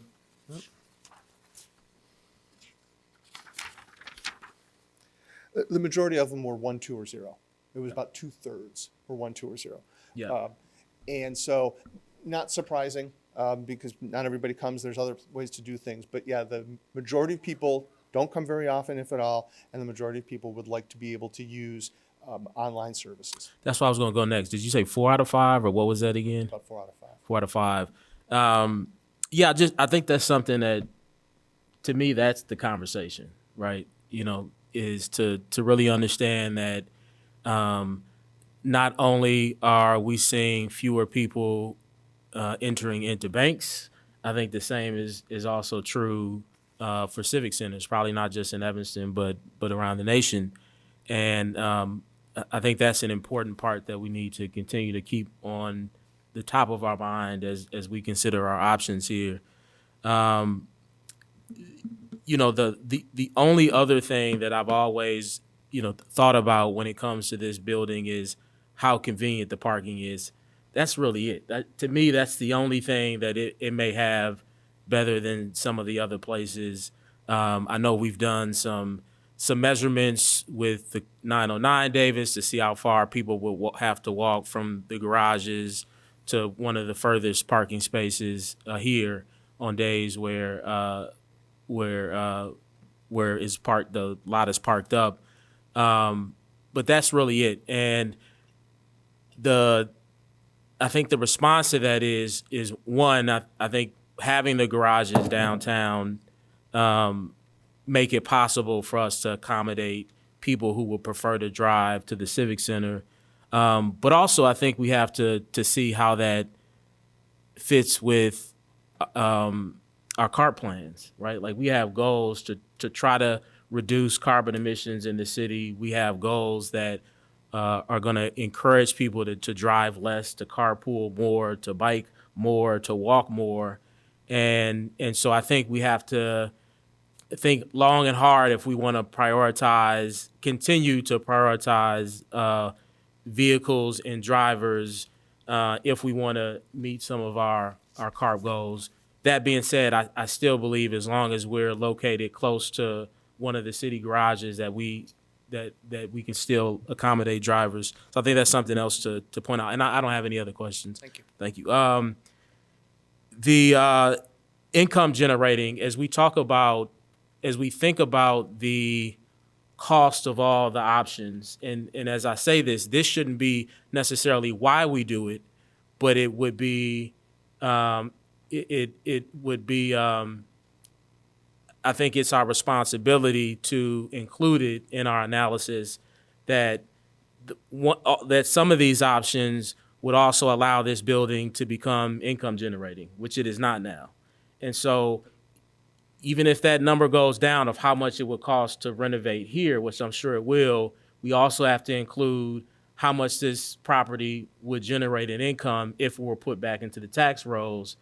And then in addition to that, the funding that would go into the income that would be generated would go into the 5/5 TIF, which this body knows, but for those who don't know, that is a TIF that was expressly created to pool together resources from all the taxing entities within that area, not just the city of Evanston, Cook County, the school districts, et cetera, to make sure that we no longer miss opportunities to invest in building new affordable housing in this community, and that we don't miss out on opportunities to identify seniors in particular, but people who are living in old homes and need desperately renovations to the home envelope, mechanical, et cetera. And we know as we look to get more climate resilient that climate change is going to affect the old homes in our area because of the extreme weather events. So we know they're going to have to be more resilient to large storms, which includes a lot of rain. And so again, it shouldn't necessarily be the reason why we do this, but as we think about the cost of all these options, we have to also include the fact that we have the ability to make this property income generating. And then I'll just pick one last thing, if I may, Mayor. I'll be brief. I also I want to reemphasize that I think I feel like the community is also asking us to use city finances wisely across the board. And I think as we continue to do that, we have to think about a way to do more with less. And I think over time, through attrition, not laying anybody off, there are things that this city does that can be done more online, that can be done more with technology, that today require a staff person, but 10 years from now, 5 years from now, we can push more of that online. We're already piloting a pay kiosk at Robert Crown facility. If you're not familiar with that pay kiosk, right now at Robert Crown, you can pay water bills. And I want to say there's one other thing that you can pay city manager as well. I know it's water bills, parking tickets, et cetera. So we also have to think about that in addition to the fact that when we're recruiting the next generation of public employees, where are we bringing them? Are we bringing them to a building that was never intended to be an office building of this type, couched between two quiet residential areas? Are we bringing them really to what I think is one of our jewels of our community, which is downtown, to frequent the businesses there? I'll pause there. I have a lot to say about this, but I think we're heading in the right direction. I also am interested in learning more about the library option as well. Thank you. At this time, no one is requesting to speak for the first time, so we go back to Councilmember Kelly with 340 left. So I'll pass. I don't have a comment. In that case, that's everybody, so I'll just make a few comments on the way out here. First of all, thank you. I agree it was super informative, helpful presentation on all fronts. And I think I owe a public thank you to Councilmember Nusma. I'll confess I was a little skeptical of the idea of doing a statistically valid survey. It felt like a little over the top, but I do think it was really important to see those results, and that important that they were broadly similar, and also important to see that there were some meaningful differences. And I like Councilmember Sufford, and I was kind of like trying to dig into my mind into the question of what's cost conscious and what's just the cheapest thing. And, obviously we want to make a wise long-term decision, right? I think we don't want to do something that's cost effective over a 10-year horizon and not a 30 or 50 or even 100-year horizon. Also, obviously nobody wants our city hall to be some sort of nightmarish pit. I don't either. I work here. And what was described earlier is a very nice office, embarrassingly so, arguably the only one in the whole building. Thank you, Mayor Haggerty. But I do think that one of the lessons of what we heard today is like cost is really important, right? People definitely want easily accessible free parking. People would like transit access. And beyond that, people want us not to spend money. And, one of the questions in the survey was, what's more important, spending on a civic center or sustainability, affordable housing, keeping taxes lower, lead pipe replacement.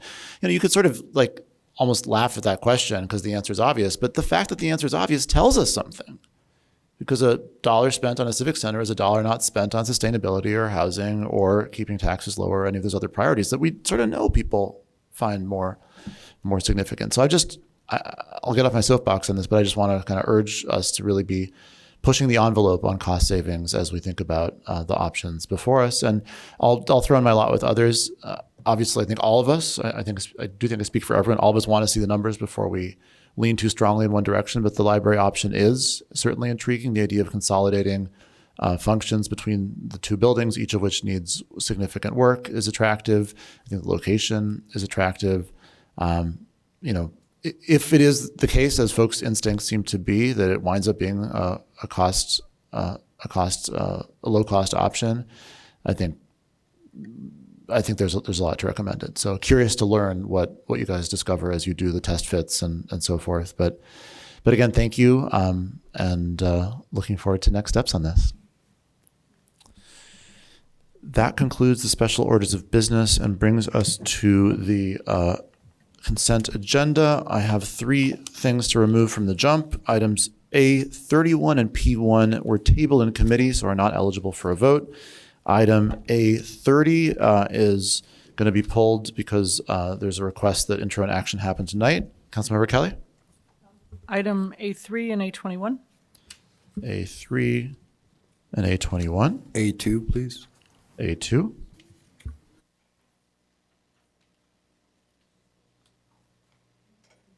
So far, we've got A2, A3, A21, A30, A31, and P1.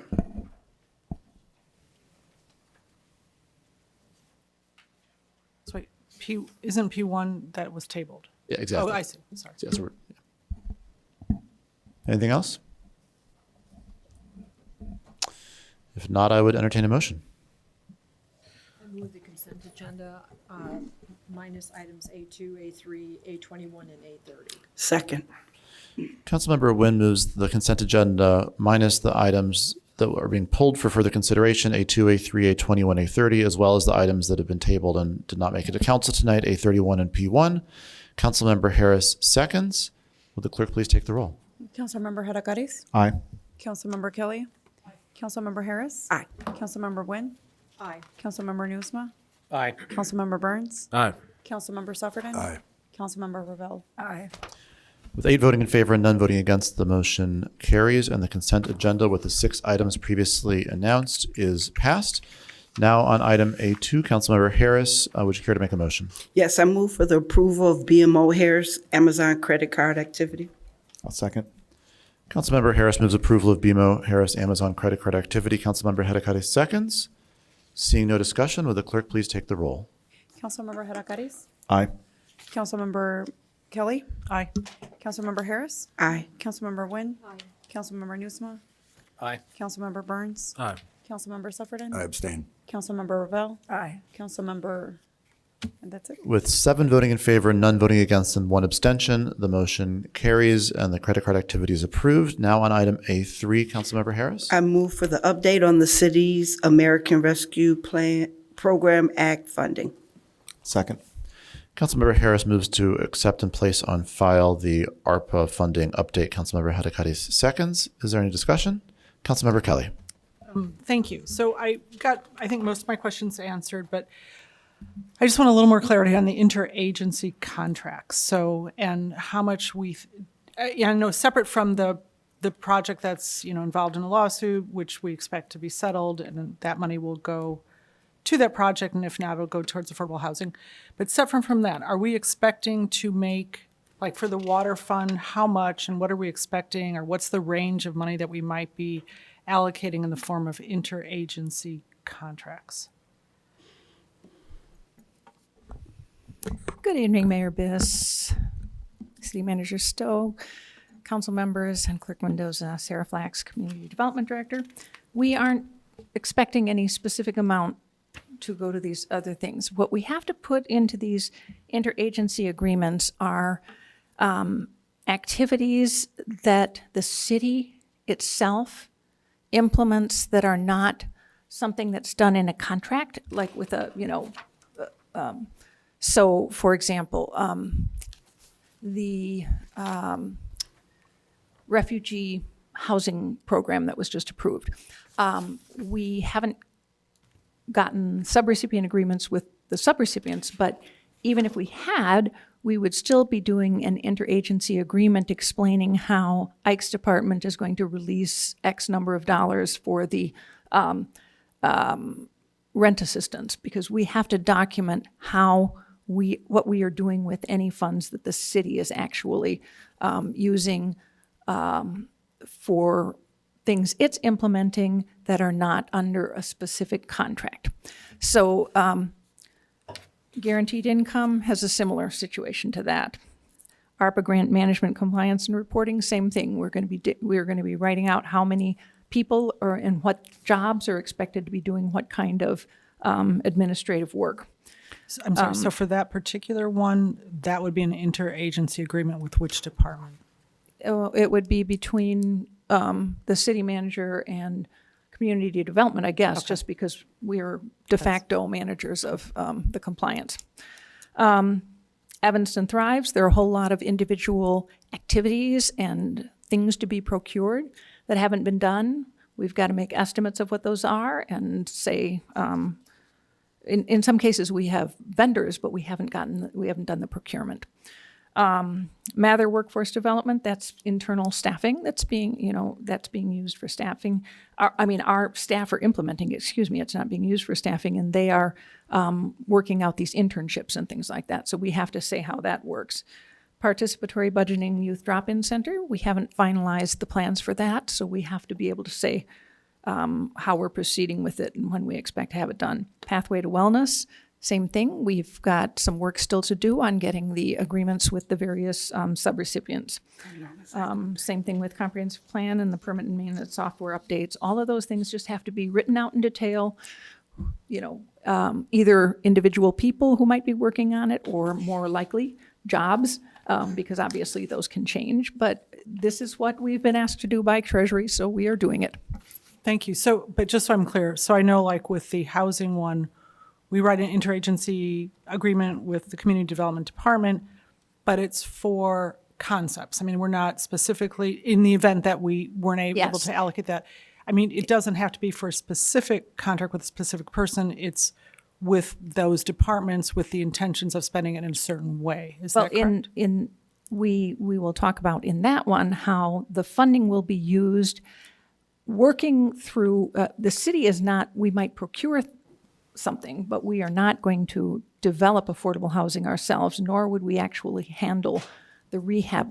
That would be contracted out, but we're just going to say that these things are being worked on and they will be developed over the 2-year period. But without specific I just wanted to make sure that I understand, the public understands. So remaining, like if there are ARPA funds that are not allocated or that potentially might not be, we can write contracts to ourselves for, like for example, the purchasing of buildings for affordable housing without specifying what building or with whom we'd partner with. Right, but the funding would then be used for any of those activities, or, as I said, the sort of final double check, last resort is if there's any excess funding, and this might be, $1,000, $3,000, who knows, that isn't going to be used, and then we have that one water project that we can then put those funds against. But it isn't our intention to put funding against other things. It's just a way of trying to make sure we can't get stuck with something that falls through. So the expectation is not more than a couple thousand. You're not expecting. I mean, I have,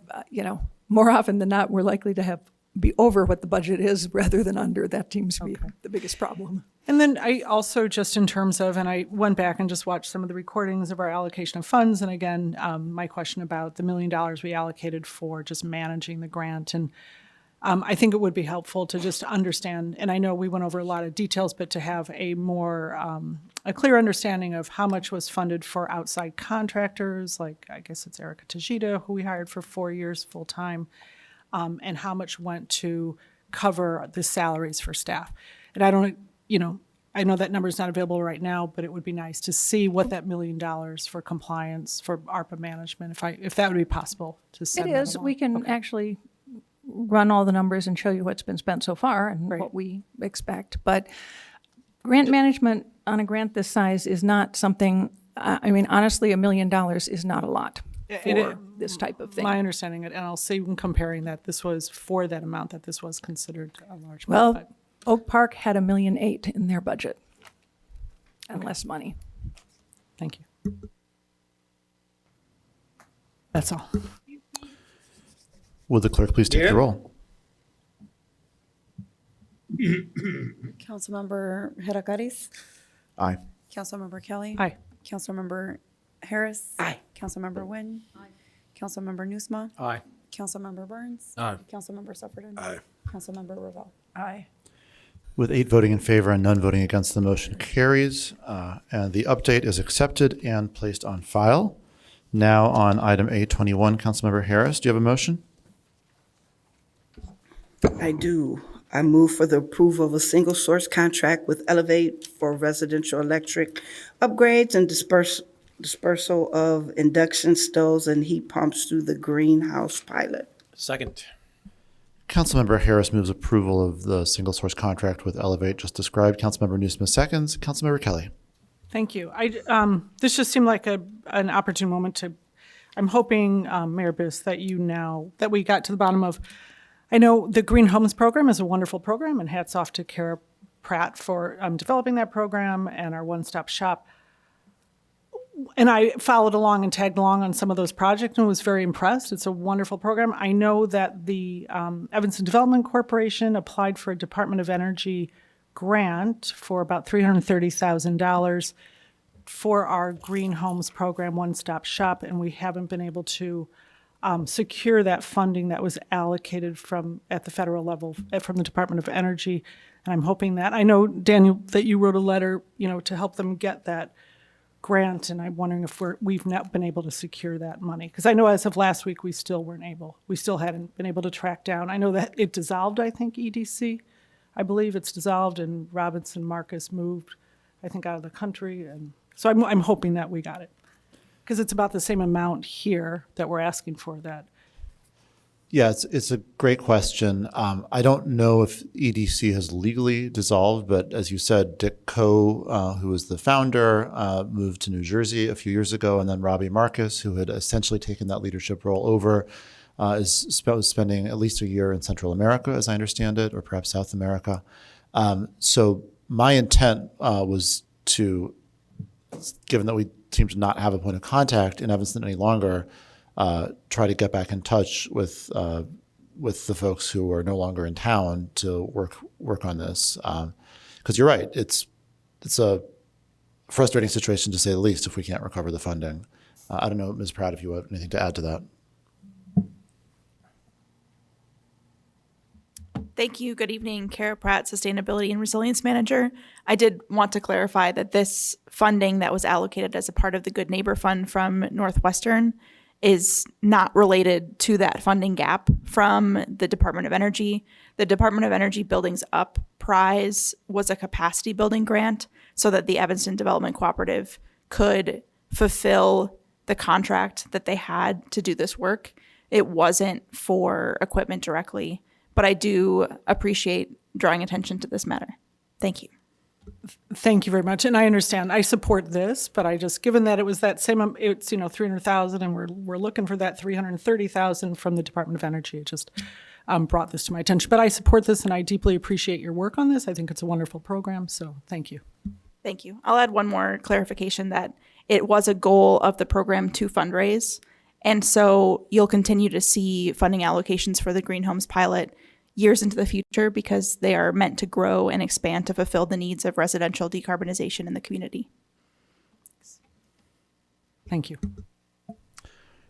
Would the clerk please take the roll? Councilmember Hadakaris. Aye. Councilmember Kelly. Aye. Councilmember Harris. Aye. Councilmember Nguyen. Aye. Councilmember Nusma.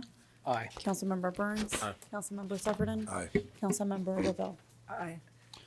With 8 voting in favor and none voting against, the motion carries and the contract is approved. And now on item A30, Councilmember Ravel, do you have a motion you'd care to make? Sure. I move approval, whoops. Nope. Let me get my right thing here. Approval of ordinance. Perhaps you want to move suspension of the rules first? Sure. I move suspension of the rules so that we can both introduce and take action on ordinance 107-0-24. Second. Councilmember Ravel moves suspension of the rules so that the City Council may this evening both introduce and take action on ordinance 107-0-24. Councilmember Hadakaris seconds. Seeing no discussion on the motion to suspend the rules, would the clerk please take the roll? Councilmember Hadakaris. Aye. Councilmember Kelly. Aye. Councilmember Harris. Aye. Councilmember Nguyen. Aye. Councilmember Nusma. Aye. Councilmember Burns. Aye. Councilmember Sufferton. Aye. Councilmember Ravel. Aye. Having received with 8 voting in favor and none voting against, the motion has received the required unanimous vote and the rules are suspended. Now, Councilmember Ravel. So now I move approval of ordinance 107-0-24, amending City Code Section 10-11-18. Second. A residence parking only district. Councilmember Ravel, pursuant to the rule suspension that just occurred, moves final passage of ordinance 107-0-24. Councilmember Harris seconds. Is there any discussion? Councilmember Ravel. Well, just to briefly give a little bit of background, there was belatedly a memo put in the packet, but I think people maybe didn't have a chance to see it.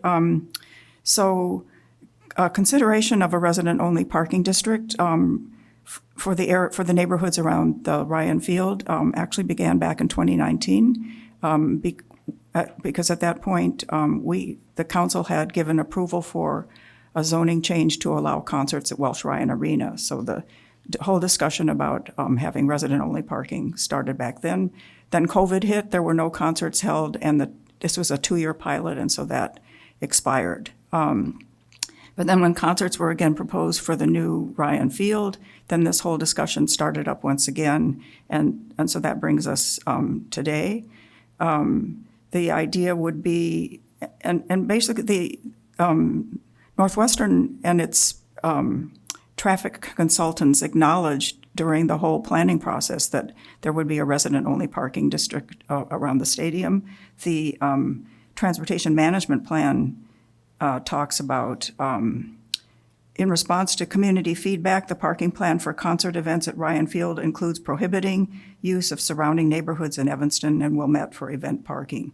This restriction results in an estimated parking reduction of over 1,000 spaces in response to this neighborhood accommodation. And that's why we're going to see a heavy use of shuttle buses for those concerts. So we wanted to really gauge Seventh Ward residents' support for this parking restriction, so we did an online survey back in April. We had really robust response. Over 300 residents responded with really strong support for the parking restriction.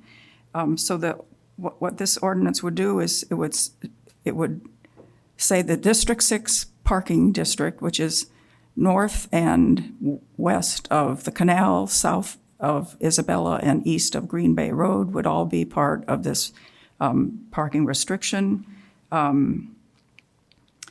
Approving it tonight will allow staff to go ahead and develop the no parking signs and get those made so they can be installed after the first of the year. So there'll be time to sort of test this new parking restriction before the end of the basketball season. The sign, the no parking signs are going to have a QR code, and that's going to link to a website, which will give information to visitors about, whether the event they're going to is covered by the parking restriction or not. So let me see. So that's basically my background in case anybody has any questions. Councilmember Harris.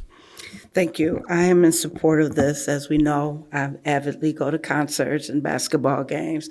The United Center does have parking perimeters where you cannot park, so that you are respecting the neighborhood that lives there on a consistent basis as we are visitors going to the United Center or places of that. So I do support this most definitely. I was concerned and think it might be a little skewed when the resident said that there was a car blocking the fire hydrant and the alley. I'm going to believe that they didn't call our police department to come because that car would have been towed. That is a health and safety issue if that car was in front of a fire hazard. So I don't know if that was an exaggeration or we didn't follow through, but it will be incumbent on people to say that there's something wrong in their neighborhood. We're not just going to have police driving around to see if people are breaking the law. So it is incumbent on us as well as residents to say, I'm worried there's a fire hydrant blocked by this Escalade. I'm pretty sure it will be moved immediately. But I am in support of this. Thank you. At this time, no one is asking to speak for a first time, so we go back to Councilmember Revelle with 2 minutes and 5 seconds left. To respond to Councilmember Harris, I'm sure the resident did report it, and this happens quite regularly with football games that people park in front of fire hydrants, and oftentimes, though, our police force is pretty busy during a football game, for example, and oftentimes they can't get around to issuing a parking ticket. But if they do, this new parking plan, there'll be a $125 parking fine if you violate the parking restriction. So we're hoping that that's going to be motivation to people to do the right thing. Would the clerk please take the roll? Councilmember Hadakaris? Aye. Councilmember Kelly? Aye. Councilmember Harris? Aye. Councilmember Nguyen? Aye. Councilmember Newsma? Aye. Councilmember Burns? Aye. Councilmember Sufferton? Aye. Councilmember Revelle? Aye. With 8 voting in favor and none voting against, the motion carries and Ordinance 107-0-24 is passed. This brings us to the consent agenda. Councilmember Hadakaris. Get you a mayor who knows English. This brings us to call of the wards. Councilmember Hadakaris. Sure. Tomorrow, the 10th, I'm having a 9th Ward meeting at the South End Community Centers from 6 till 8. Also during that time at Crown from 7 to 9, there's a meeting about the Chicago Avenue bike lanes. Encourage folks to go to either one or both of those meetings. Yeah. Councilmember Kelly. Thank you. Yes, I just want to reiterate the meeting tomorrow evening at Robert Crown at 7 p.m. about the Chicago Avenue bike lanes, especially businesses and others, and folks who bike community also. I encourage everybody to come so we can get as much input as possible. Thank you. Councilmember Harris. Thank you, Mayor. excuse me. So Second Ward will be having a potluck December 17th for Second Ward residents.